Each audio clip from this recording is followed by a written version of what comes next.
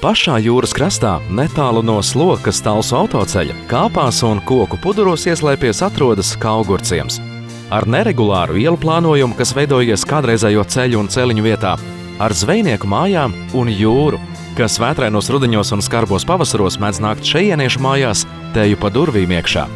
Tad māju saimnieki gar kāpām krauj maisus ar smiltīm, kas šeit, Slokas un Kauguru pusē, ir krietni vien baltākas nekā tuvāk Rīgai un Lielupsgrīvai esošajās pludmalēs.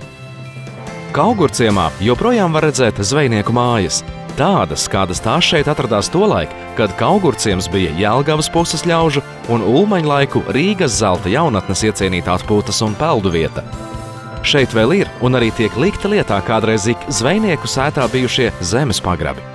Tā vien šķiet, ka šeit dzīve rit nesteidzīgi un mierīgi, ar tādu kārtīgu zvejnieku pamatīgumu.